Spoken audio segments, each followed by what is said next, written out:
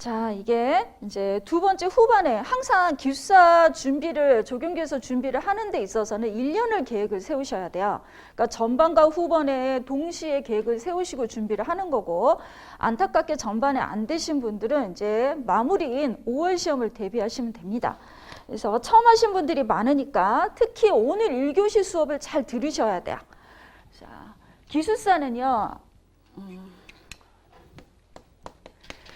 기숙사 시험에 대한 이해부터 출발합니다.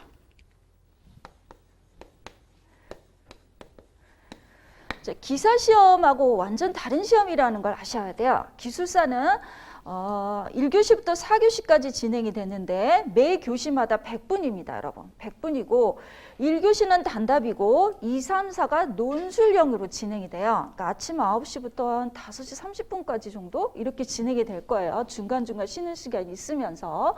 그래서 단답과 논술로 진행이 되는데 가장 중요한 거는 우리가 주관식으로 본다는 거예요. 즉 기숙사는 거의 고시라고 생각을 하시면 돼요. 주관식으로 보고 송구시라는 거죠. 타이핑하는 시험이 아니에요. 송구시예요. 이런 걸 일단 알고 시작을 해야 됩니다. 그래서 여러분들이 평소에 송구시 쓸 일이 없지만 기숙사 시험 볼 때는 손으로 써야 되기 때문에 송구시를 생각을 좀 하셔야 되고요. 자, 그리고 이제 시험에 대한 얘기를 하면 모든 기숙사에 공통적인 게 있고요. 그리고 저희 분야만의 또 특수한 성격들이 좀 있습니다. 그걸 동시에 오늘 이해를 하고 있어야지 여러분들이 방향이 상당히 중요합니다. 공부의 방향을 정할 수가 있어요. 이제 주변에 다른 기숙사분들이 얘기하는 방향을 여러 개 듣다 보면 다 다른 얘기를 할 때 있단 말이죠. 근데 공통적으로 하는 얘기들이 또 있어요. 그러니까 공통적인 걸 이해를 하고 그 다음에 나머지 것들은 제가 알려드리는 방식으로 하는 게 맞습니다.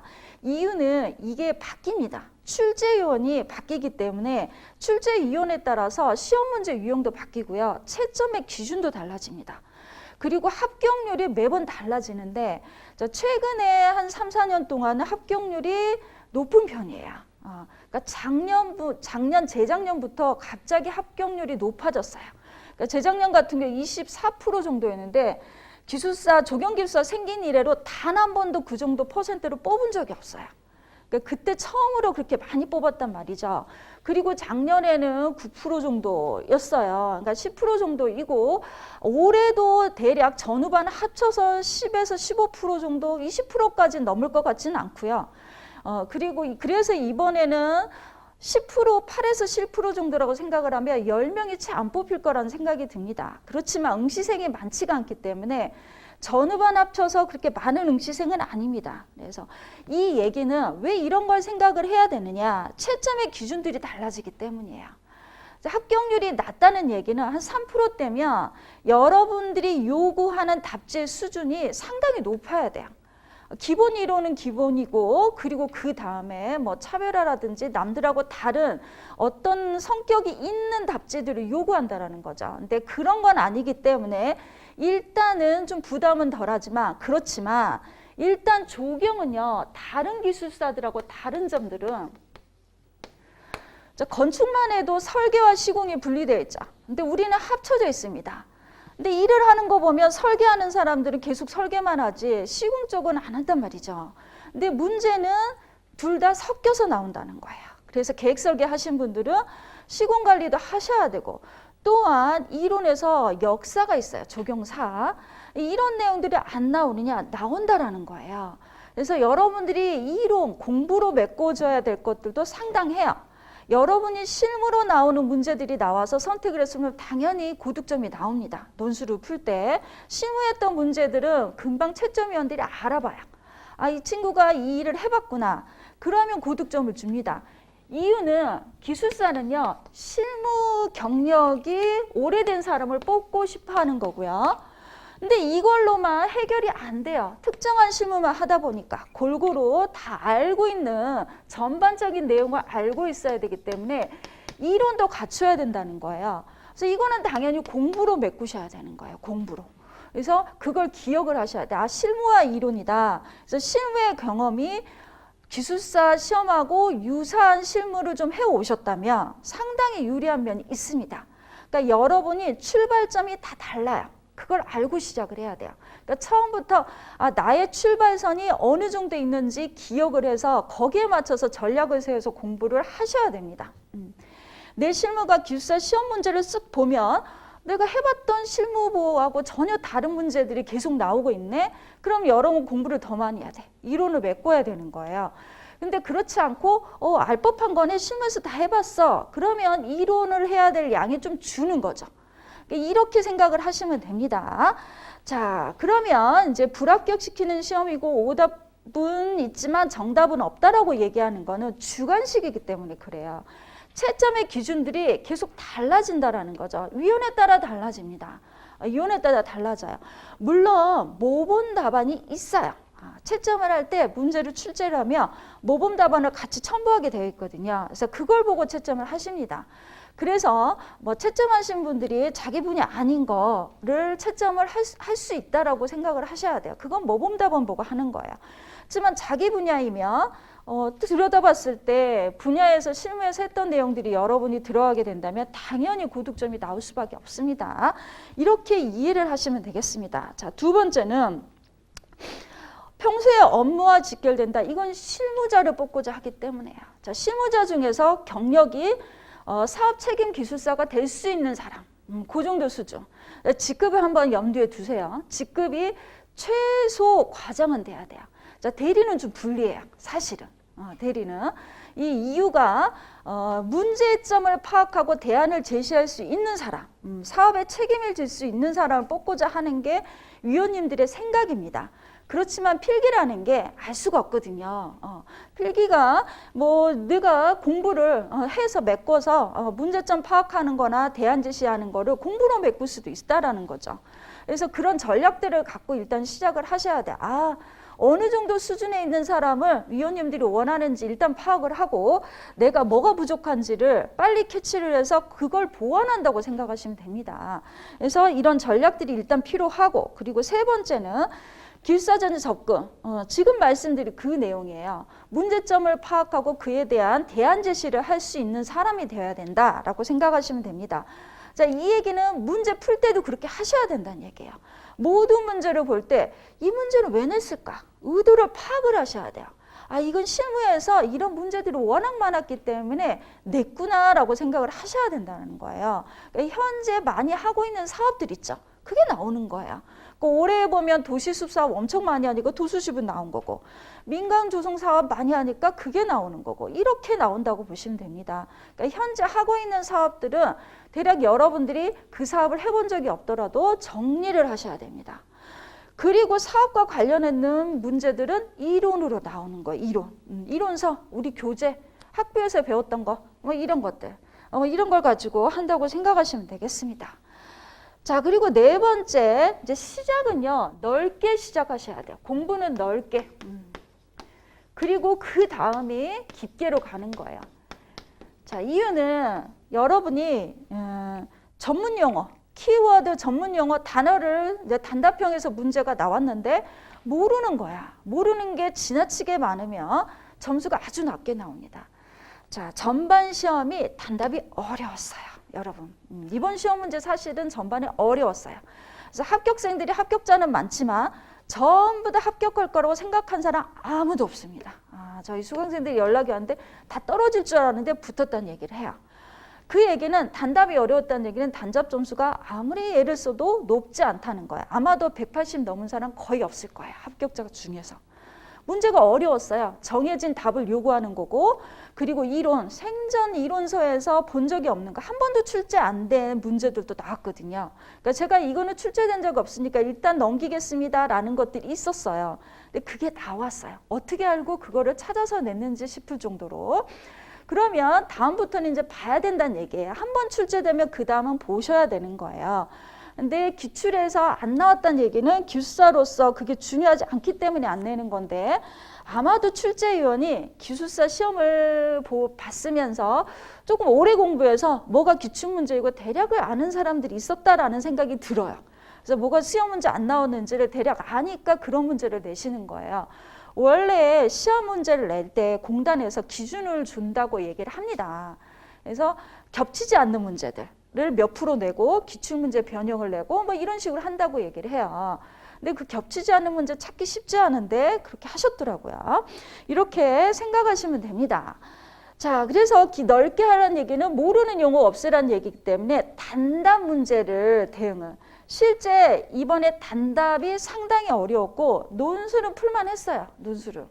풀만 했습니다. 그래서 논술 때문에 합격을 했어요.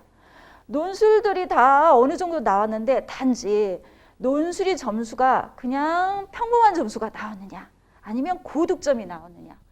제가 깊게 할 때는 이거 논술에 대한 얘기입니다. 논술은 양을 많이 하는 문제가 아니에요. 단답은 양을 많이 해야 돼요. 일단 모르는 단어들을 없애야 돼. 왜? 단답이 발목 잡는 경우가 상당히 많기 때문에. 조교기술사는 단답이 어렵습니다. 너무 넓어서 우리가 기억해야 될 숫자가 많아요. 대략 숫자로 표현하면 단답은 한 400개는 해야 돼요. 자, 논술은 적게는 50에서 많게는 100개까지만 하면 됩니다. 이 정도 문제는 풀어보고 이걸 이제 정리해서 기억하고 들어가는 거예요. 이 정도만 하면 되는데 자, 이 400개가 기억이 잘 안 나요. 정리를 해도. 근데 정리조차 안 했으면 더 기억이 안 나는 거죠. 그렇게 생각하시면 됩니다. 자, 기억하는 방법 이런 것들은 계속 단계별로 알려드린단 말이죠. 근데 일단 이 정도 양은 된다라고 생각하면 돼요. 그래서 단답이 점수가 안 나오고 자, 그러면 전략을 세워야 되는 거예요. 전략을 세우실 때 일단 넓게 단답을 많이 하고 나중에 암기하는 요령을 배워서 암기를 하시면 되고 논술 점수에서 이게 어려우면 다 여기서 승부가 나는데 이번 해처럼 승부가 나는데 이게 점수가 대략 이 60점이 합격 점수인데 세 분이 채점을 해서 이 점수표를 보면요 180으로 나와요. 합산 그 교시별로 점수가 나올 때 180 정도 그냥 180, 180, 뭐 182 이렇게 나왔으면 떨어지는 거예요. 이번에 논술을 그냥 무난하게 버리시면 단답이 점수가 다들 낮게 나왔기 때문에 그래서 논술 중에 잘 푼 것들이 있었어야 되는 거예요. 합격자가 아직 지금 합격수기나 점수표를 다 받지는 않았거든요. 제가 여러분들 수업할 때 도움을 드리기 위해서 항상 시험을 보고 나면 합격생들 점수를 받아서 분석을 합니다. 근데 받은 사람들을 보니까 논술 다 똑같았어요. 여기는 180 넘은 사람 아무도 없었어요. 160점대 보통 이렇게 나왔고 그다음에 논술에서 합격하신 분이 하나가 210이 넘었더라고요. 212 이런 게 있어요. 그럼 저게 3으로 나누면 70점이라는 얘기거든요. 자, 교시에 한 교시 정도 저렇게 나와줘야 돼, 이번에. 그렇지 않았으면 떨어지는 거예요. 자, 그 얘기는 고득점이 필요하다는 얘기예요. 그래서 항상 논술을 쓸 때 제가 고득점 전략에 대한 얘기를 강조를 합니다. 이것 때문에. 이렇게 합격하는 사람이 대다수예요, 사실은. 모든 걸 다 하고 합격할 수가 없어요. 그러면 절대적 공부 시간도 많고 또 마지막에 암기할 때도 엄청 시간을 많이 투자해야 된단 말이죠. 그럴 수 있는 사람은 없습니다. 우리 적용하신 분들 중에. 일을 그만두지 않는 이상은. 그러면 일을 그만두고 하면 유리하겠네? 유리해요, 사실은. 유리해요. 근데 그렇게 하라고 요구할 수가 없죠. 정 안 되면 그만두는 분도 있어요, 가끔. 있는데 확실히 유리해요. 마지막에 할 게 너무 많기 때문에. 자꾸 암기를 할 시간도 내야 되는데 일에 쫓기다 보면 그럴 시간도 모자라고 막 이러다 보니 이러는 거예요. 그러니까 대다수가 90%는 상황은 똑같다. 절대적 공부 시간이 비슷하게 내기 때문에 고득점 전략에 대해서 꼭 기억을 하셔야 돼요. 그러니까 논술을 잘 쓸 줄 알아야 돼요. 아는 문제가 점수가 낮으면 안 돼요. 근데 단답도 똑같아요. 이번에 단답이 어려웠는데 합격생이 6개는 확실히 알겠는데 4개는 잘 모르는데 그냥 썼다 이러셨거든요. 그중에 완전 모르는 것도 그냥 썼다 이러셨어요. 그리고 160 몇 점을 맞는 거예요. 근데 잘 쓴 것들이 이제 점수가 높은 거죠. 그러니까 알고 쓴 것들이 18점이 문항당 18점이 나오면 6점이거든요. 그러면 20점이 다 넘어가야 돼. 20점이. 그 알고 쓴 것들이 뭐 21점 이상씩 돼. 그러니까 7점 이상 되면 모르는 것들은 거의 10점이래요. 여러분. 3점밖에 안 된다는 얘기예요. 9점이면 3점. 당연히 100% 모르는 거 지어서 썼으니까 그 정도 점수밖에 안 나오는 겁니다. 적당히 알면 한 15점. 그래도 거의 근접하게 알면 한 17, 18, 6점에 가깝게 이렇게 점수들이 나가요. 이걸 파악을 하고 있어야 돼요. 어차피 다 알고 쓰는 사람 아무도 없습니다. 지나치게 공부를 많이 하지 않는 이상은. 그래서 그거를 기준으로 삼으셔야 돼요. 그리고 또 하나는 이제 이런 경우가 있지만 그러면 전반에 그랬으니까 후반에도 비슷하게 나오지 않을까요? 그렇지 않습니다. 그러니까 전반에 단답이 어려웠다면 후반은 또 쉬울 수도 있어요. 그러면 또 이게 쉽기도 하고 어렵기도 하는데 오히려 쉬울 때가 합격자가 많지가 않아요. 여러분이 아셔야 될 게. 쉬운 문제를 어떻게 또 풀어야 되느냐에 대한 전략도 알고 있어야 돼요. 즉 문제가 어떻게 나오든 우리는 문제를 딱 보는 순간 판단해서 전략을 세워서 빠르게 답지를 써내려가야 돼요. 이런 것들은 다 훈련에 의해서 되는 거예요. 제가 여러 가지의 얘기들을 하거든요. 매번 같지 않으니까. 위원님들이 계속 달라져요. 자, 그 이유는 우리 그 예측 가능한 교수님들이 전부 다 은퇴를 하셨어요. 그래서 이제 교수님은 우리가 모르는 교수님들이 막 출제를 해요. 3분이 출제를 하시는데 한 분이 교수님이고 보통 2분이 실무자예요. 이 실무자 2분은 기술사가 대체적으로 있으신 분들이에요. 이렇게 한단 말이죠. 그러니까 평균 연령이 50대라고 보시면 되는데 심지어 없어서 40대가 되기도 합니다. 40대가 되기도 해요. 기술사이신 분들이. 그러니까 설계사무소 소장들 중에 기술사 사무소 내신 분들이 꽤 있으니까 그렇게 한단 말이죠. 그래서 그걸 좀 생각을 하셔야 돼요. 그럼 이 기술사들이 내는 문제 유형과 교수님이 내는 문제 유형은 달라져요. 그리고 우리가 예측 가능한 교수님이 내면 우리가 준비하고 들어가면 되거든요. 이분은 전통 교수님, 뭐 이분은 조경 시공 교수님, 이분은 계획의 교수님, 계획 중에 경관에 관련된 교수님 알면 되는데 지금은 그런 예측 가능한 교수님이 별로 없어요.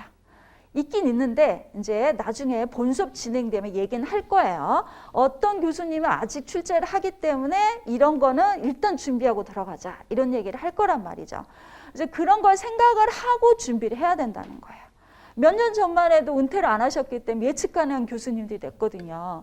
물론 문제의 난이도는 있었어요. 그분들은 또 어렵게 내요. 올해 또 원로이시다 보면 그러긴 했는데 요즘 문제는 난이도가 있진 않은데 이제 조금 젊은 교수님들이나 젊은 위원들이 내다 보니까 답이 정해진 걸 좀 내는 경향이 있는 것 같아요. 근데 그건 결코 바람직하진 않아요. 답이 정해졌다는 얘기는 법이나 제도에서 낸다는 얘기거든요. 이건 딱 정답이 있어요. 그걸 안 쓰면 점수가 안 나와요. 그래서 어렵다는 얘기예요. 이번에 단답처럼. 이거 안 쓰면 뭐 어떻게 실무로 뭉갤 수 있는 방법이 없는 거예요. 그러니까 실무로 뭉갤 수 있는 문제들이 좀 섞여 있어야지 그나마 여러분들이 풀만한데 그렇지 않았다라는 것도 아셔야 됩니다. 그러면 그분들이 내는 뭐 이런 거만 집중해서 공부를 해야 되냐고 물어보시더라고요. 이번에 떨어지신 우리 기수강생들이. 그건 아니다. 왜? 후반은 또 그렇게 안 나오니까. 위원님이 다 바뀌거든요. 전반에 내신 분은 후반에 절대 겹치지 않아요. 저희는. 그래서 문제 유형이 또 바뀌기 때문에 평소 하던 대로 다양한 유형을 다 준비하고 들어가는 거예요. 오히려 전반에 하는 유형하고 다를 거라고 생각을 해서 준비를 하시면 됩니다. 그러니까 전반에 나온 문제하고 똑같이 나오는 건 거의 없다라고 생각하시면 돼요. 보통은 2년 안에 문제는 안 나온다고 생각하면 돼요. 최근에 2년 안에 문제는 안 나와. 그렇지만 내기도 해요. 작년에 나온데 올해 또 나오기도 해요. 변형돼서. 왜? 크게 이슈가 되는 것들. 자, 예를 들면 미세먼지. 미세먼지 이렇게 냈다 저래서 미세먼지 매년 나옵니다 지금. 그러니까 전반에 미세먼지 근데 계절관리제 제도가 나와버렸네. 제도가 나오면 여러분 또 어려워. 암기하지 않거든요. 잘 어렵기 때문에. 근데 썼어야 되는 거예요. 선택할 게 없었을걸요? 없었을 거예요. 계절관리제를 정확한 기준으로 모르더라도 대략의 내용을 안다면 풀 수밖에 없는 문제이지 않았을까라고 생각이 된다는 거죠. 이런 것들을 파악을 해야 됩니다. 그렇게 자 그래서 넓게 하지만 마지막 깊게 이제 합격을 하려면 깊게까지 가져야지만 여러분이 다 되더라 이렇게 생각하시면 됩니다. 그 다음 이제 7번째 기출문제 분석에서 해야 된다는 얘기. 자 일단 공부를 시작할 때는 우리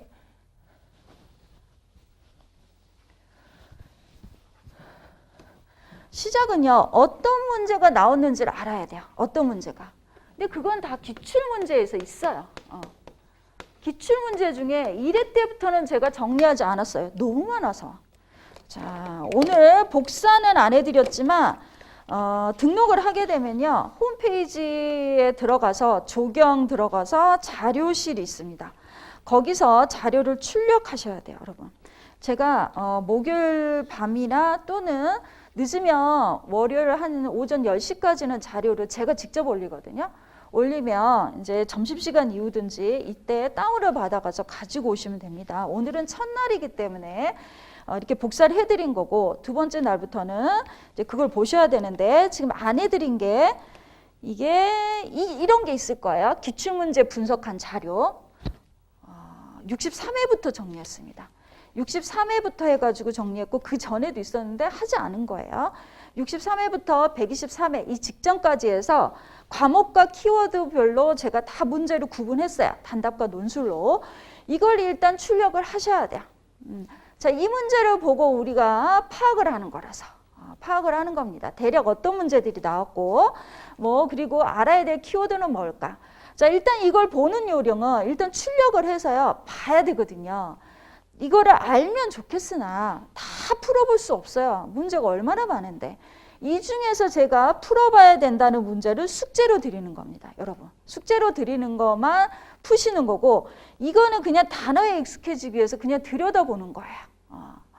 자, 떨어지신 분 중에 제가 400에서 많게는 100, 전체 500개 정도 있는데 1000개도 넘게 푸신 분이 한 10년 동안 하신 분도 있어요.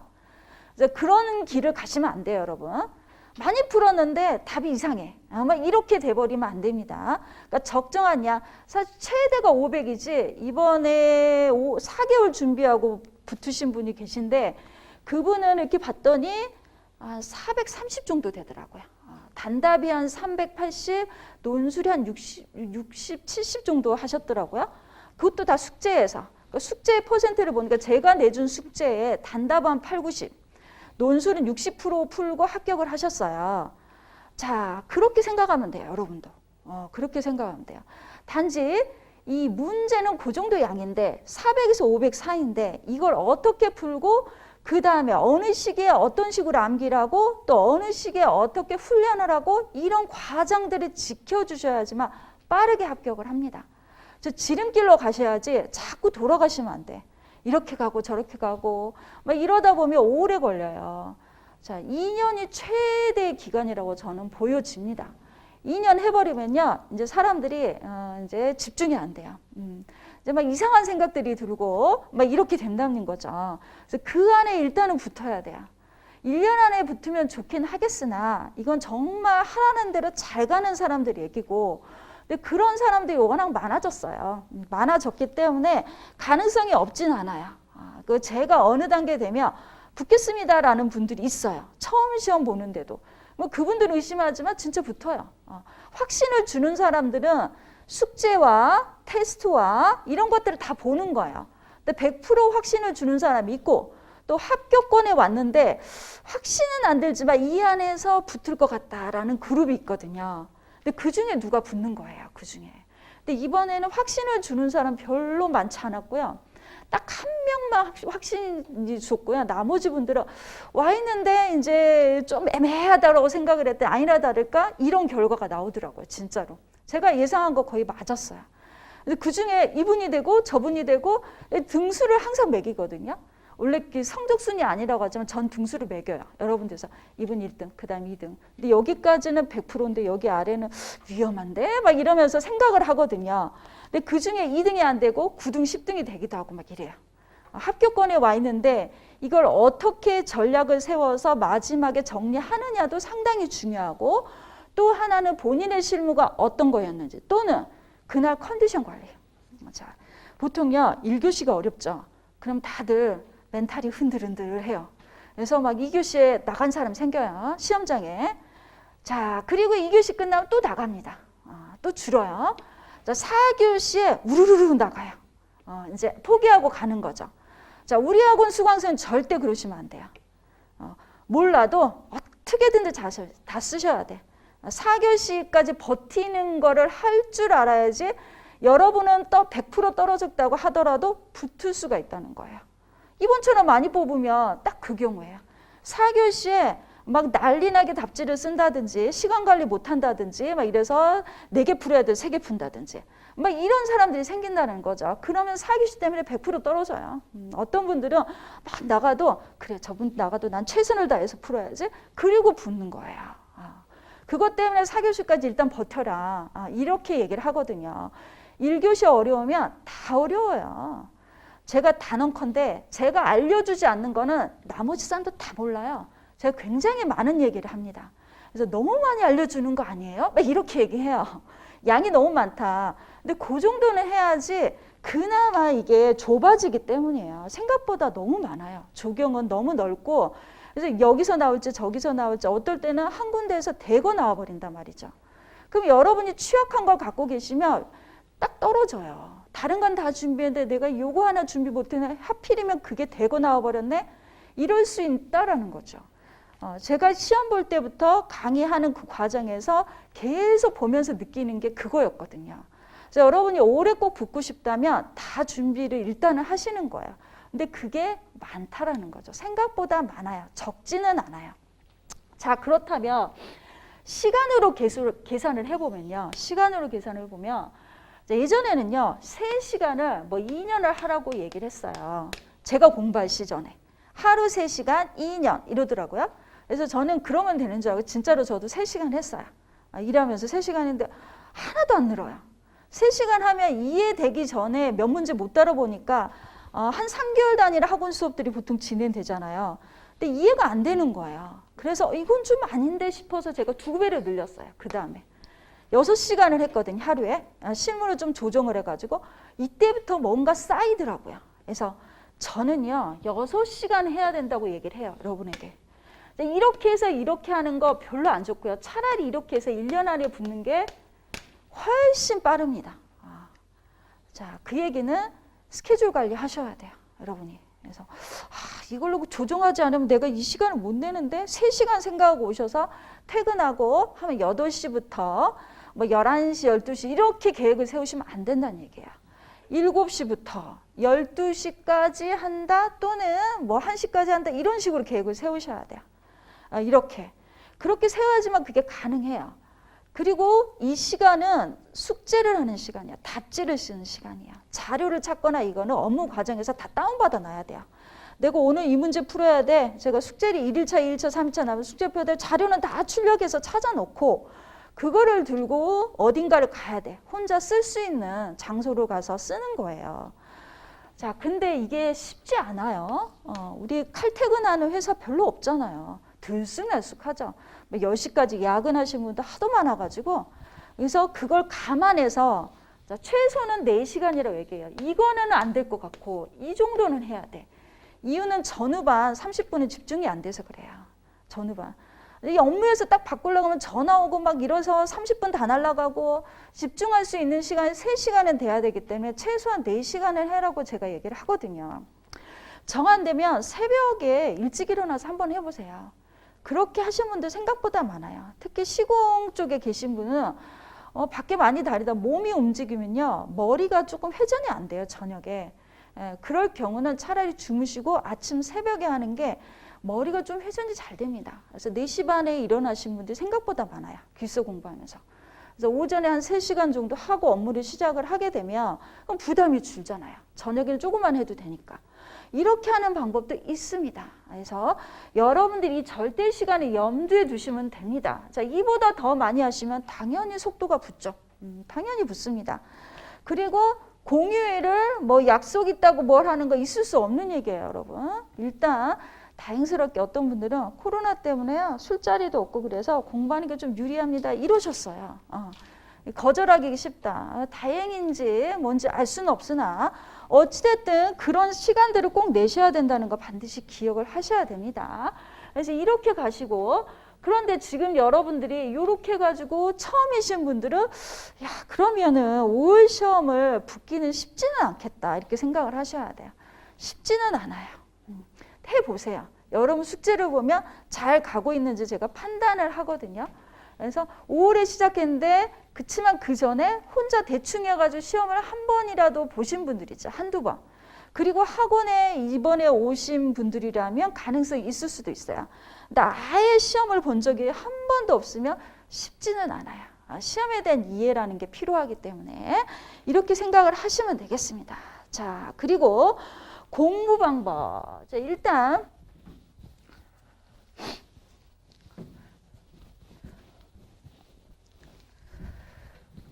자, 답지를 쓰실 때 우리는 정의부터 출발합니다. 정의를 확장을 하면 개념이거든요. 이것부터 출발해요. 자, 묻지 않아도 써야 되는 게 정의예요.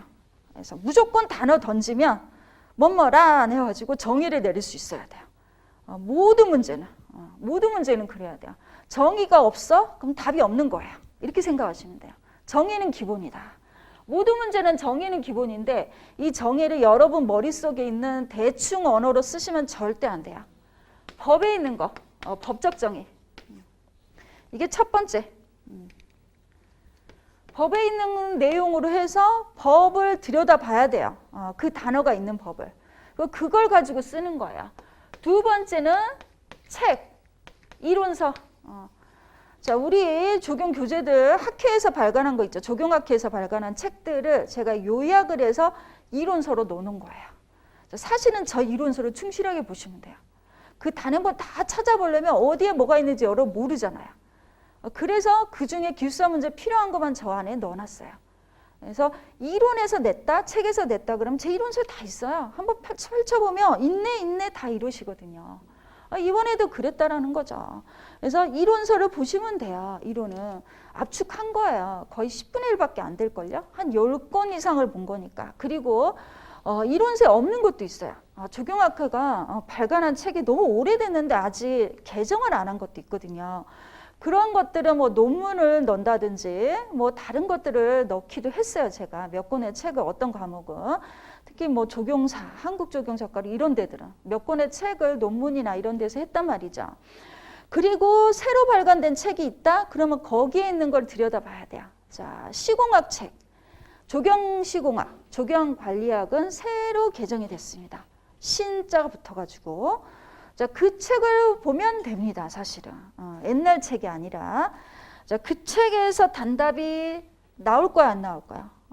그 발간된 시점으로부터 단답이 제법 나와요. 거기서 이번에도 많이 나왔어요.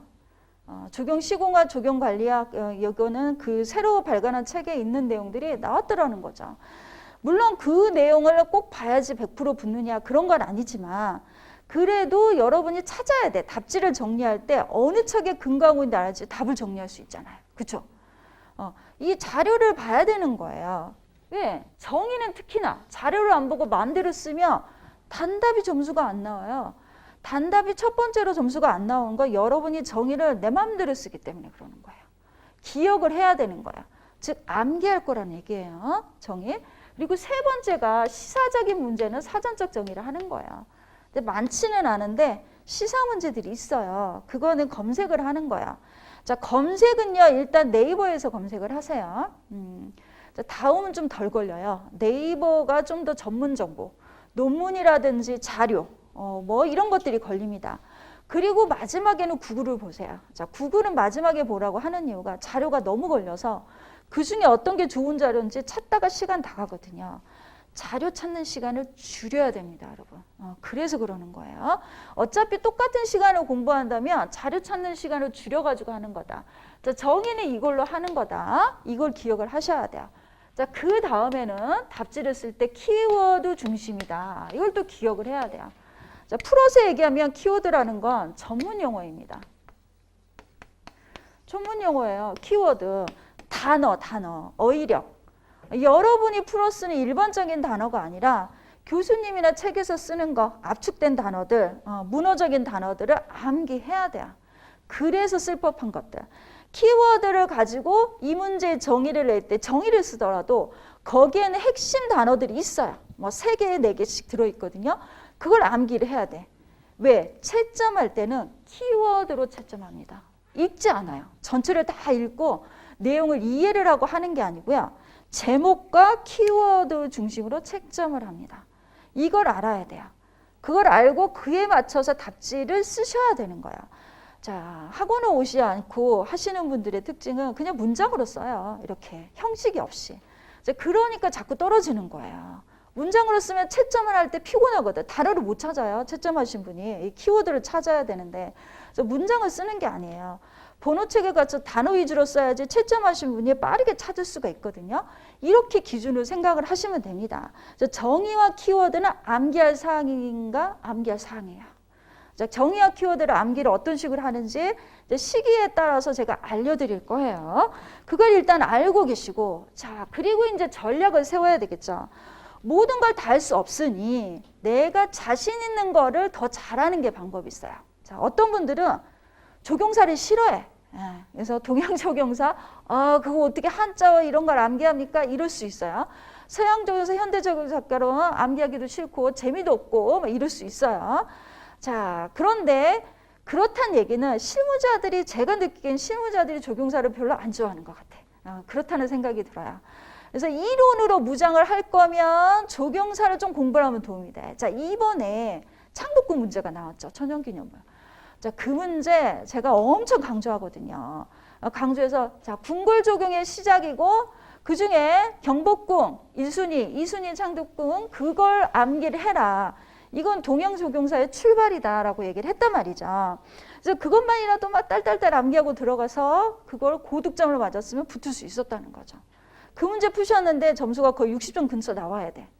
근데 그 정도 안 나왔다? 그러면 적당히 공부했다는 얘기예요. 이렇게 생각하셔야 돼요. 아까 212점 이 사람이 이제 그런 식으로 쓴 거야. 그 교실은.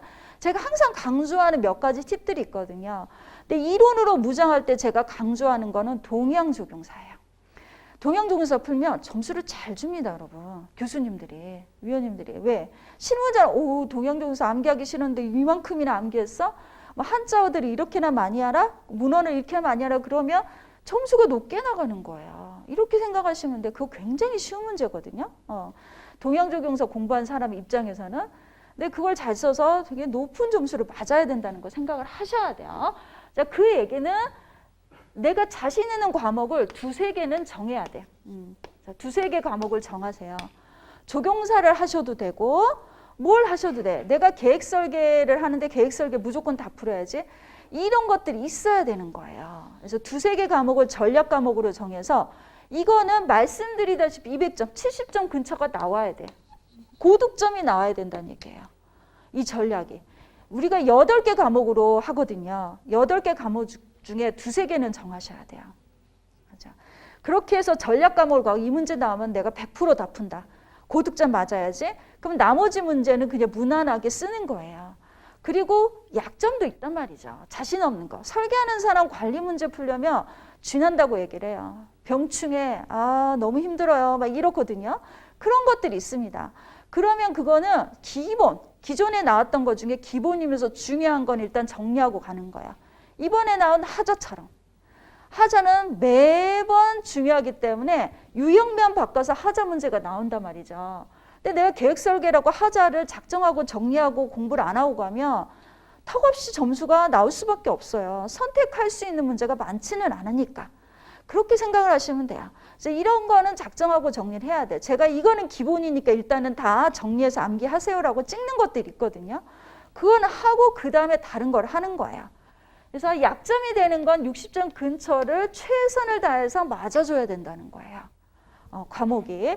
그러니까 8개 중에 2-3개는 전략이지만 나머지는 무난하게. 버리는 과목 있으면 안 됩니까? 안 돼요. 안 되는 이유가 안 나오는 과목이 많지 않아요. 제가 이번 나온 걸 분석을 해보니까 서양조경사 쪽이 안 나왔어요. 7개 과목은 나왔는데 서양조경사 현대조경 작가론이 최근에 안 나온 적이 없었는데 이번에 딱 안 나왔더라고요. 그럼 그거를 전략 과목을 한 사람 분리할 수도 있죠. 그러나 절대 분리하지 않아요. 조경사가 중요한 이유가 뭔지 아세요? 조경사 역사를 가지고 계획 설계 문제, 시공관리 문제도 풀 수 있어요. 풀 수 있는데 여러분들이 그 이론을 가지고 풀 줄을 몰라서 그러는 거죠. 이거는 글쓰기 방법이야. 답지를 어떻게 쓰냐는 거예요. 답지 쓰는 방법, 답지 작성에 대한 거. 자, 이거는 계속 얘기할 거야, 제가. 같은 답이어도 이렇게 쓰면 고득점, 저렇게 쓰면 그냥 무난한 점수, 저렇게 쓰면 점수가 낮아요. 이런 얘기를 할 거란 말이죠. 그걸 배우셔야 돼. 어떻게 보면 글쓰기를 배우는 거예요. 그거는 위원님들이 좋아하는 글쓰기 방법들이 있거든요. 그걸 빨리 익히셔야 돼. 보고서 뭐 이런 거 제안서 낼 때 어떤 사람은 금방 이렇게 설득을 할 수 있는데 어떤 사람은 설득을 못하는 글을 쓰기도 하잖아요. 그거 비슷하다고 생각하시면 돼요. 그러니까 시험에서 어떻게 글을 쓰는 게 이게 점수가 나올지에 대해서 파악을 하는 거란 말이죠. 그래서 그거를 알고 시작하면 되겠습니다. 그래서 전략과 뭐 무조건 있는 게 좋다는 거예요. 이걸 없으면 계속 무난한 점수로 떨어질 수 있어요, 여러분이. 58, 59, 58, 59 막 이렇게. 그건 이제 악몽이 될 거예요. 그러면 괴로워져요. 2년이 넘어 3년째 되면 다들 힘들어가지고 쉬어가기도 하고 이러는 거예요. 그래서 5년, 6년, 7년 이렇게 삭혀가신 분들이 특징이 그쪽의 그룹에 해당되기 때문입니다. 자, 그리고 문제 적응 능력, 문제를 많이 다뤄라. 자, 숙제를 많이 하라는 얘기입니다. 고3 이후로 숙제 내세요, 숙제 내세요 이 소리는 저한테만 들을 거예요. 어쩔 수가 없습니다. 본인의 답지를 써봐야지, 손으로 쓰는 시험이기 때문에 써봐야지 써지는 거지, 안 써보고요 눈으로만 공부하죠. 절대 늘지 않습니다, 여러분. 눈으로 공부하지 마세요. 손으로 써야 돼. 그러니까 답지 양식에다 손으로 써야 됩니다. 제가 오늘 학원에서 답지 양식을 하나 가져왔는데, 이제 이거 학원에서 판매해요. 우리 시험 볼 때 요거가 요만큼이 한 묶음일 거예요. 요만큼 한 묶음으로 해서 줍니다. 이렇게 표지가 있어가지고 시험 볼 때 쓰는 답지가 이렇게 생겼어요. 자, 이거는 학원에서 판매하는 거고요. 우리 학원에서 하는 게 두께가 비슷해요. 실제 시험 볼 때랑. 도톰하고 미끄러져요. 도톰하고 미끄러지는 용지고 출력해서 쓰셔도 되는데 그거는 이런 A4 용지에 출력하니까 얇죠. 자, 이게 글씨체 나쁜 사람일수록 사서 쓰시는 게 좋아요. 이유는 글씨체가 막 달라져요. 이거는 미끄러지니까 글씨체가 갑자기 더 악필이 되고 이러니까 사서 쓰는 게 편할 수 있어요. 이렇게 준비가 돼야지 작은 거에 사소한 거에 흔들거리지가 않는 거예요. 시험 볼 때 익숙한 거에다가 쓰니까. 그리고 이 용지를 이해를 해야 되는 거예요. 22줄이고 요 정도 폭은 어떻고 내 글자 수가 얼만큼 이런 거를 얘기를 할 거예요. 2교시부터. 그걸 익숙해지려면 이걸 알고 있어야 됩니다. 그래서 여기에 많이 쓰셔야 돼. 숙제는 여기다 써서 내든지 뭐 출력해서 산업인력공단에서 출력할 수 있거든요. 거기다 써서 내도 돼요. 자, 그렇지만 노트 안 되고요. 타이핑해서 내는 거 안 됩니다. 그거는 혹시나 타이핑 하셨을지라도 저한테 제출하든 손으로 써서 내세요. 자, 이런 것들을 하셔야지만 늡니다. 누가 얼마만큼 하느냐에 따라 달라집니다. 자, 그리고 네 번째, 내용은요. 기본이면서 중요한 내용부터 시작해라라고 되어 있죠. 어떤 공부부터 해야 되죠? 뭘 봐야 되죠? 라고 묻는다면 기본이 되는 거, 중요한 것들, 그건 다 어디에? 숙제로 있어요, 숙제. 숙제에 나간 거 숙제만 하시면 돼요. 여러분이 풀 거는 숙제다. 이렇게 생각하시면 돼요. 그거 100%안 해도 되니까 그 문제 중에서 골라서 풀어라. 이렇게. 근데 한 회차에 제가 제출한 숙제의 절반 정도 하고요. 그러니까 여러분이 제 첫 수업이라면 이번에 한 절반 정도밖에 못 하실 거예요. 6시간 낸다고 쳤을 때. 그리고 한 번 더 들으면 이제 나머지 거를 하게 되는 거거든요. 그러니까 처음 하실 때 첫 3개월이 좀 힘들지만 그 과정을 그냥 이겨내면 그 다음 텀에는 정리가 돼요. 그러니까 최소가 6개월이에요. 최소가 6개월이고 그거를 이제 여러분들이 제가 알려드리는 방향을 절대 헷갈리지 않고 스트레이트로 가게 되면 첫 시험에도 붙고 6개월 하고 조금 사정에 의해서 뭐 못하는 것들이 생기고 변수가 생기면 한 번 더 듣는 수가 있어요. 그래서 3번 정도 듣고 하시는 분도 있고요. 물론 뭐 2번 듣고 느낌이 와서 혼자 하셔도 됩니다. 안 되진 않아요. 근데 학원에 오시면 조금 빠를 수 있는 거고 이제 안 오시면 조금 더디 가는 것뿐이지. 근데 답지를 어떻게 써야 되는지, 어떤 내용을 가지고 해야 되는지 파악하면 그 다음에 스스로 할 수도 있어요. 그러니까 자기 통제력이 있는 사람은 가능해요. 자기 통제력이 없는 사람들이 계속 학원을 오셔서 도움을 받는 거라고 생각하시면 되겠습니다. 그래서 이런 것들을 알고 해야 된다라고 보시면 됩니다. 그리고 최신 경향, 안 나온 문제, 예상 문제, 출제되지 않았는데 예상 문제를 어디서 봐야 될까요? 그거는 이제 어떻게 하시면 되냐면 최신은요 라펜트로 보시면 돼요. 얼마나 좋아졌는데요. 라펜트를 한번 보면서 최신의 경향들 훑어보면서 한 번씩 정리를 하는 거예요. 한번 정리를 하시면 돼. 일주일에 한 번이나 이렇게 해서 슬쩍 보시면 되는데 처음 하셨으면 라펜트를 굳이 보지 마세요. 헷갈려. 기본과 중요한 것도 정리를 해야 되는데 시사까지 언제 정리해요? 근데 한 번이 아니라 이제 기수학생들은 라펜트도 좀 보셔야 돼. 저도 시사를 마지막 강의에 제가 시사를 정리해줘요. 예상 문제들을 정리를 해주는데 마지막 강의에 정리할 때 다 훑는 거야. 몇 달 사이 거를. 자, 3월, 4월, 5월 건 다 훑어요. 그 전 건 다 훑었기 때문에. 몇 달에 걸쳐서 하는 거 이 전텀에는 여름부터 쭉 훑었거든요. 그렇게 훑어서 나올 것 같은 거 예측해서 알려드린단 말이죠. 생태계 서비스 지불 재계약 이런 거. 그거 알려드렸기 때문에 다 고득점 나왔어요. 이런 거 찍는 거 안 나온 문제 중에 나올 것 같은 문제. 이런 걸 찍어준단 말이죠. 근데 제가 못 찍어주는 것도 간혹 있어요. 너무 넓어서 제 시야를 벗어나는 것도 한두 개씩 있거든요. 그걸 여러분들이 정리해서 하면 되겠죠. 그래서 기수학생 그 전에 시험 본 경험이 있는 분들은 그것도 스스로 조금 하시는 게 좋습니다. 근데 처음 하신 분은 굳이 안 해도 돼요. 그것까지 하면 헷갈려. 뭘 해야 될지 모르고. 그래서 이렇게 다르게 준비를 하시면 됩니다. 자, 공부하는 기술에 대한 얘기를 하겠습니다.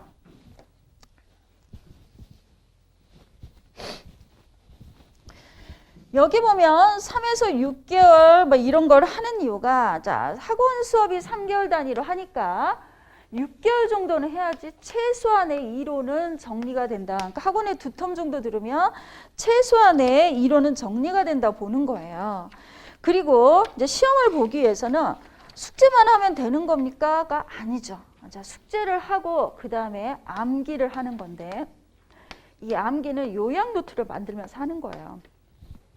암기는 요약 노트 만들어야 돼요. 보통은 6주 전에는 시작을 하셔야 돼요. 자, 4월 중순부터는 암기할 시기예요. 5월 22일이니까 시험이.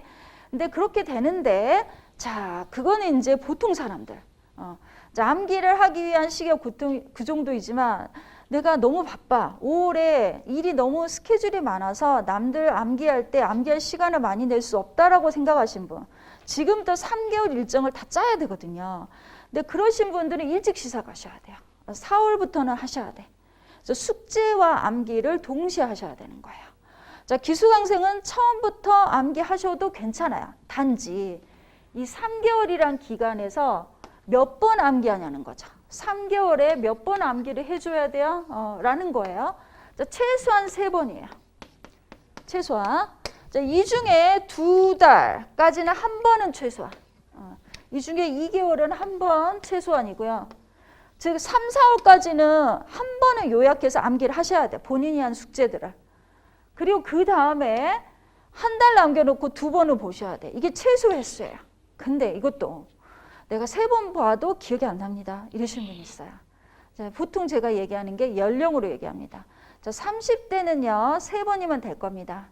자, 40대 되면 4번 보세요. 50대 보면 5번 보세요. 60대는 무한대로 보세요. 이러는 거예요. 암기는 우리의 두뇌가 나이가 들수록 암기 능력이 떨어져요. 떨어집니다.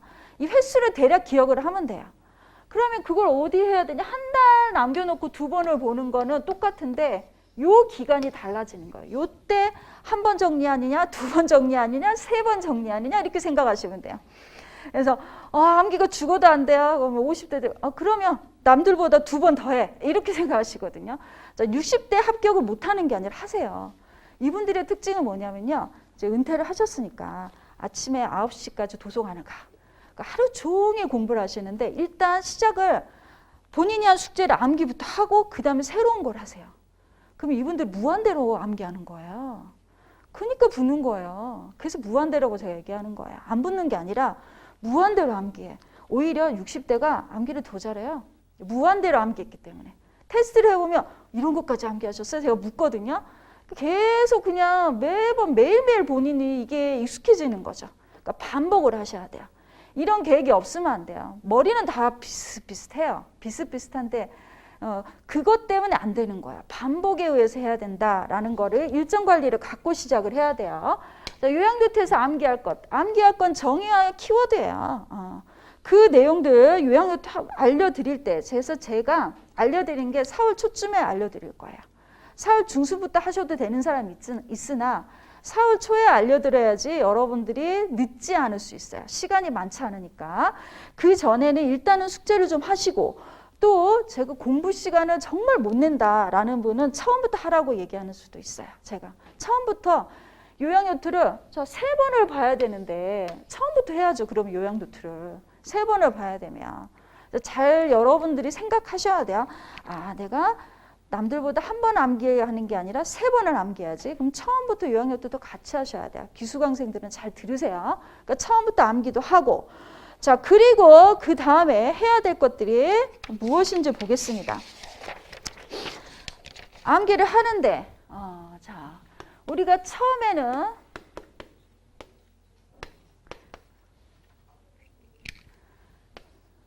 자, 기숙사 시험은요, 이렇게 진행이 됩니다. 1단계, 2단계, 3단계. 3단계 동시에 처음엔 형식을 알려줘요. 형식을 알려줘야지 내용을 정리 속도가 붙기 때문에. 그러니까 형식을 모르면 아무리 내용을 잘 써도 점수가 안 나와요. 그래서 형식을 1차적으로 알려주고, 그리고 그 다음에 내용을 정리하기 시작하는 거예요. 그 형식에 다 집어넣는 거예요, 내용을. 그 내용을 집어넣을 때 이제 적절한 제목과 그리고 키워드, 그 정확한 정의, 이런 거 가지고 내용을 정리를 하는 거예요. 그 다음에 훈련이에요. 훈련은 테스트 해보는 거야. 안 보고 시험이라고 생각하고 써보는 거죠. 시간을 정해서. 시간을 정해서 써보는 건데, 자, 이거는 처음부터 합니다. 3주부터 해요. 3주부터. 그래서 아니, 처음인데 어떻게 그걸 또 암기해가지고 3주부터 합니까? 아, 우리는 처음이 없어요. 기숙사는 입문이 없어요. 그냥 실전이다 생각하셔야 돼요. 그래서 입문은 제가 촬영에 의해서 온라인으로 용어반을 촬영을 그전에 했다가 이번에 다시 또 한 번 촬영을 했거든요. 그러니까 사전에 동영상을 활용해서 입문을 끝내는 게 좋아요. 지금이 처음인데 입문까지 같이 해야 되면 동시에 같이 하셔야 돼, 그러면. 저도 예전에 그렇게 했어요. 온갖 걸 다 했어요. 시간이 얼마나 많이 걸리는지, 그래서 일을 계속 정리한 거야. 공부 시간을 많이 내야 되는데 이거 어쩔 수가 없네. 그리고 오래 걸려서 합격할 수는 없겠고, 그래서 1년 공부하고 무조건 100% 붙어야 되겠다라는, 사실은 욕심에 첫 시험에 붙어야 되겠다는 욕심을 냈는데 그건 진짜 과욕이었고, 첫 시험 안 되고 두 번째 시험에 전 됐거든요. 그래서 그건 딱 1년 걸린 거예요. 1년. 이제 천에서 시간을 많이 냈기 때문에 그런 거예요. 동영상은 다 들었고, 학원 교재 당연히 보고, 그리고 논문 뭐 이런 거 다 보면서 했어요. 이렇게 해서 했다고 보시면 돼요. 그래서 훈련이라는 거 그러면 어떻게 했을까요? 훈련 테스트도 학원에서 보통 하는 데도 있고 안 하는 데도 있는데 저희는 지금 할 거예요. 이게 강의실이 여기가 안 될 거지만 여기가 빌 수도 있어요. 그래서 2시부터 우리가 정규 수업이면 1시 10분부터 강의실을 정리하고 이래야 되니까 1시 10분부터 45분 테스트를 한 3강부터 한다고 알고 계셔야 돼요. 그러니까 지방에서 혹시 올라오신 분은 기차 시간 예약을 바꾸셔야 돼서 미리 말씀을 드립니다. 45분 테스트, 단답 2문제. 단답은 10분에 한 문제 푸는 거거든요. 그리고 논술은 25분에 한 문제 푸는 거예요. 그래서 단답 2개, 논술 1개를 하는 거예요. 이 테스트를 굉장히 활용을 잘 하셔야 돼요. 훈련. 특히 기수강생은 지금부터 요양노트 하시고요. 그리고 테스트 한 거를 저한테 내셔야 돼요. 그리고 테스트를 위해서 전날은 암기하고 오셔야 돼요. 본인이 한 일주일치 숙제를 암기하고 테스트에 잘 나오는지를 해보는 거예요. 이렇게 하다가 이제 시기가 이제 4월 중반쯤 되면 좀 더 제가 더 요구할 시기가 있을 거예요.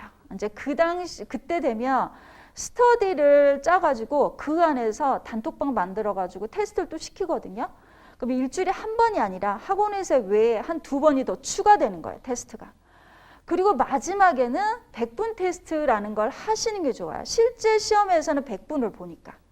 근데 100분은요, 혼자 안 돼요. 혼자 안 돼서 나오셔서 하는 게 좋아요. 학원에서 하는 이런 시기에. 그래서 우리가 마지막에는 2, 3일, 이번에는 이틀밖에 못했어요. 사실은 억지로 한 거야. 억지로. 코로나 때문에 안 되는 와중에 억지로 해가지고 이틀을 내가지고 했거든요. 그러니까 그런 걸 해봐야 돼요. 해야지 느낌을 알기 때문에 실전에서 글이 잘 써집니다. 일단 글이 써줘야 되거든요. 아는 문제도 못 푸는 순간이 생기면 안 되는 거예요. 그래서 이렇게 과정이 있다라고 생각하시면 됩니다. 그래서 마지막에는 테스트를 엄청 많이 해야 돼요. 혼자 공부하면 안 되는 게 저 테스트예요. 그러니까 본인의 실력과 실전에서 시험 보는 당일날 안 나오는 게 훈련을 안 해서 그러는 거예요. 그래서 형식, 내용, 훈련이 같이 이루어질 거다라고 생각하시면 되겠습니다. 자, 그리고 답지를 쓸 때 어떻게 써야 되는지에 대한 내용 문제에서 보면 암기할 것들은 따로 있다 그랬죠. 전체 내가 숙제한 걸 다 암기는 불가능에 가깝습니다. 암기 못합니다. 그리고 강점, 자신 있는 거, 그리고 내용을 쓸 때 실무 얘기, 그리고 남들이 안 쓰는 이론도 좀 공부를 해서 쓴다든지, 그리고 어떻게 글을 쓰는지 이런 걸 계속 제가 얘기한 것들 유념해 두면서 그 방향으로 답지를 쓰는 걸 하셔야 돼요. 그러니까 제가 알려드린 대로 하시는 게 빠른 길이다 라고 생각하시면 돼요. 자꾸 다른 길로 가시면 오래 걸릴 수가 있어요. 되면 좋은데 안 되니까. 그래서 한참 돌다가 오신 분도 계시고 막 이러거든요. 이제 그런 것들 없이 답지를 제대로 쓰는 게 필요합니다. 그래서 숙제를 해야지 저한테 답지가 제대로 쓰는지 검증받는 거예요. 여러분이 숙제를 안 하면 검증을 못 받아요. 이렇게 학원에 오신 건 숙제를 저한테 받기 위해서 오시는 거라고 생각하셔야 돼요. 그래야지 빨리 붙습니다.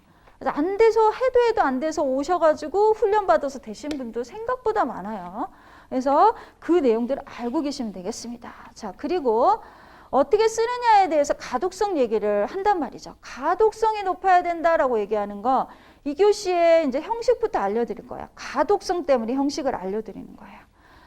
당연히 글씨체 좋으면 유리해요. 당연합니다. 글씨체 좀 유리하고 시작은 글씨체이지만 나머지 것들도 있단 말이죠.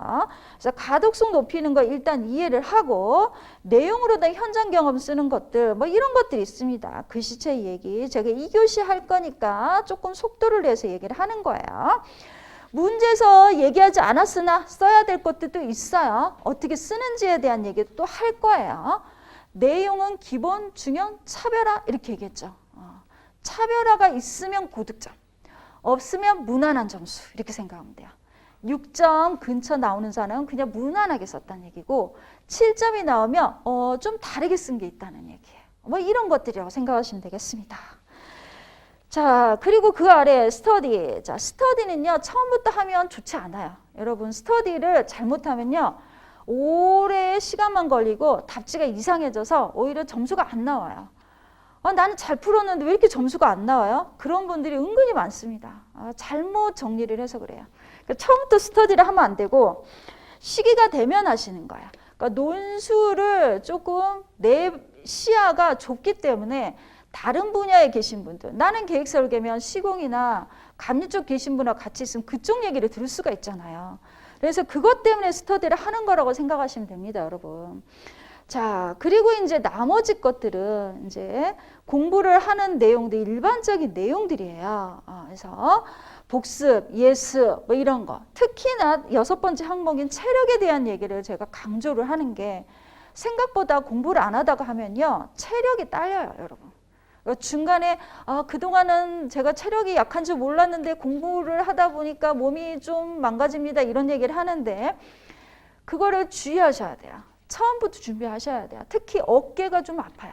계속 손으로 쓰니까 어깨가 좀 많이 아프니까 어깨 스트레칭이라든지 근육을 좀 평소에 기를 수 있는 방법들을 생각을 좀 해두시면 좋습니다. 계속 하셔야 돼. 쓰다가 스트레칭하고 안 그러면 어깨가 좀 많이 망가지고요. 두 번째는 앉아서 하니까 허리나 골반 쪽이 조금 무너지거든요. 그래서 그것도 스트레칭이나 운동을 좀 하셔서 강화시켜야 됩니다. 뭐 이런 걸 해줘야지만 마지막 한 달 동안에 버틸 수가 있어요. 3월은 괜찮아. 4월에서 좀 무너지기 시작하면서 5월 시험 보기 직전인데 그냥 왕창 몸이 가버린 사람도 있거든요. 안 됩니다, 이거. 관리를 좀 해주셔야 돼요, 여러분이. 자, 그리고 마지막은 절실함이에요. 내가 이번에 무조건 붙어야지. 저도 무모하게 첫 시험에 합격할 생각으로 공부했다고 얘기했죠. 아무 생각 없이 난 이번 시험에 무조건 붙어야지. 최선을 다해서 하는 거예요. 공부할 때도 되게 최선을 다해서. 이제 학원에 오면 저는 이렇게 분위기를 싹 봐요. 그리고 3교시에 우리는 여러분의 답지를 복사해서 하는 답안 클리닉 수업을 하거든요. 그렇게 하는데 그럼 그렇게 했을 때 남의 답지를 이렇게 봤을 때 이 수준이 보이거든요. 그럼 내 수준을 끌어올리기 위해서 나는 또 이렇게 해야지. 그러니까 남의 걸 보고 뺏기는 게 아니라 이분이 이렇게까지 알아? 그럼 나도 그걸 메꿔야지. 라는 걸 경쟁에 의해서 선의의 경쟁에 의해서 집중을 한단 말이죠. 그리고 왜? 나는 이번 시험 붙고 싶거든. 그러면 이렇게 절실하게 공부를 많이 해야 돼요. 가장 쉬운 거는 시간을 많이 내서 많이 공부하는 거예요. 결국은 인내심과 성실함이라고 저는 생각을 하거든요. 어떻게 2시간 공부한 사람과 6시간 공부한 사람과 어떤 사람은 10시간 공부하기도 하거든요. 정말로. 그래서 10시간, 11시간 공부한 사람하고 같을 수는 없어요. 그래서 여러분들이 그걸 알고 계획을 세워서 준비를 하는 게 가장 빠른 길이다라고 생각하시면 되겠습니다. 자, 그 다음에 이제 3페이지 있는 거. 여기까지가 전반적인 얘기를 한 거고요. 일단 저희 학원에서 하는 시스템에 대한 얘기를 하겠습니다. 여러분들이 등록을 하면 아이들을 해서 조경방에 들어가서 자료실에 다 올라가요. 나머지 것들 처음에 방들이 여러 개가 배너들이 있는데 활용을 했는데 도움이 안 돼서 그냥 자료실만 보시면 돼요. 자료실에 자료가 올라가는 걸 다운받아 오셔야 되는 거. 그러니까 이 복사를 해주지 않고요. 다운받아 오셔야 됩니다. 그리고 거기에 다음 주에 올라갈 건 아마 논술형 답안 작성 요령에 대한 자료 하나랑 숙제가 또 올라갈 거예요.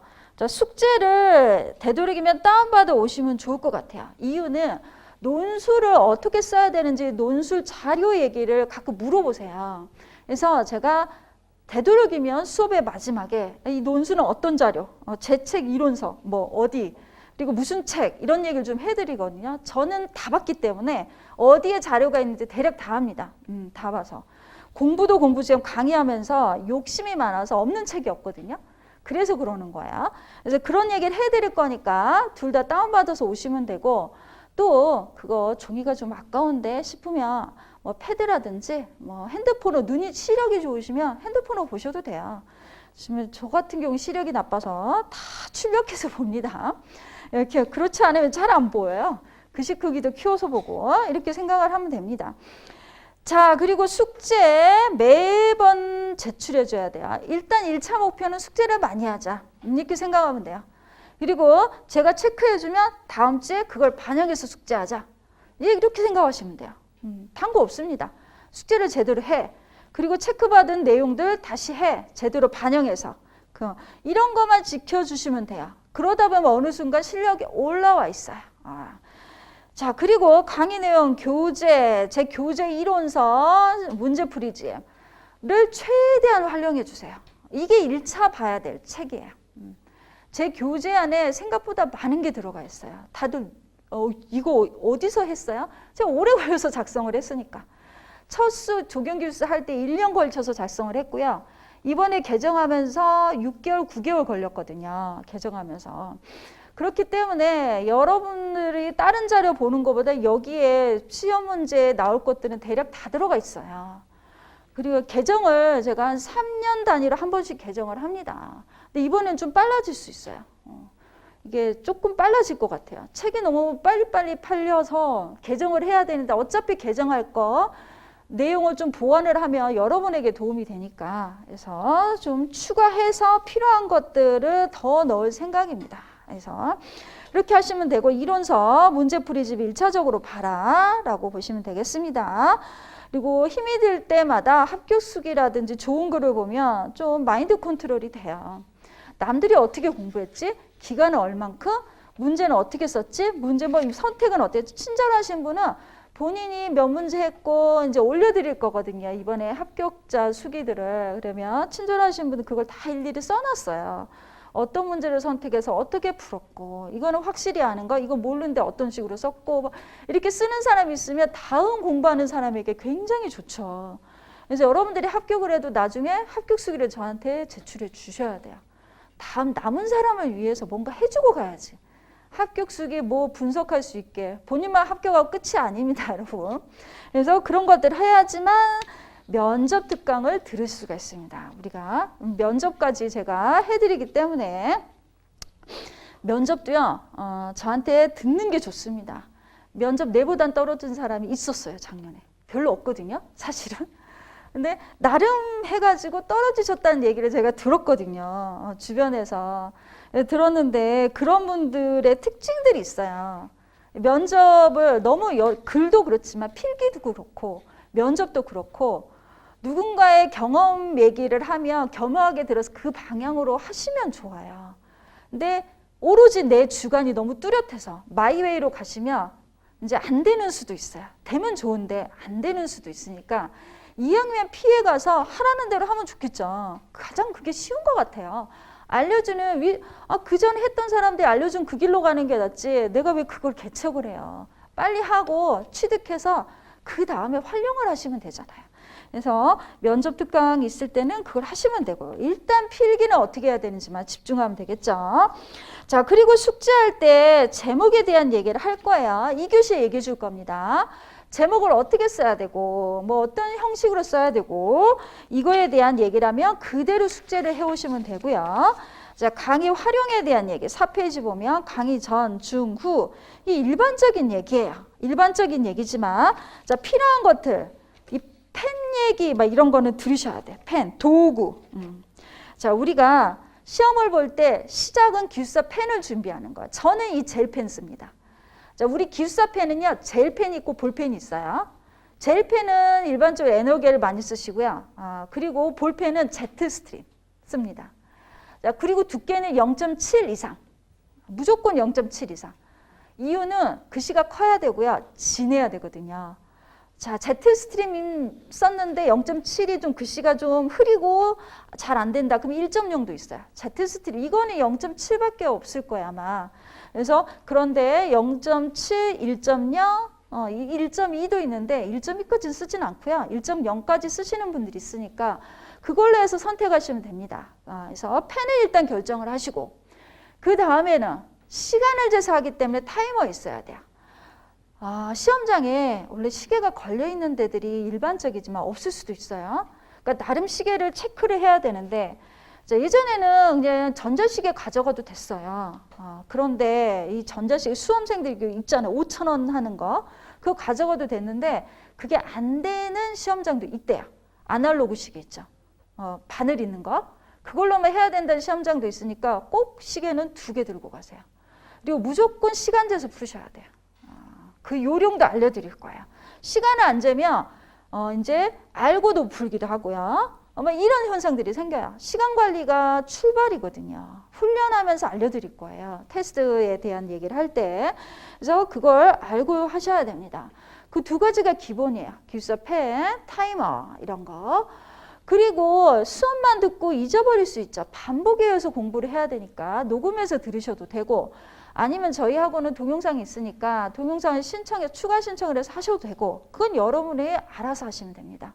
그러니까 요령껏 해서 동영상을 활용하는 방법은요. 이거 말고 그 전 거를 신청하시면 더 좋아요. 이유는 예습이 좋거든. 예습을 하고 들어오셔야지 이해가 되거든요. 하시려면 그 전 거를 신청하시기 좋다고 제가 말씀드려요. 여기는 와서 들으시면 되니까. 예습하고 한번 듣고 제 수업을 또 들으면 머릿속에 남는 게 훨씬 더 많습니다. 항상 예습 체제로 저희가 진행이 되기 때문에 할 거면 그런 식으로 하세요. 이제 그게 좀 부담스러우면 녹음을 해서 하신다든지 이렇게 활용을 하면 됩니다.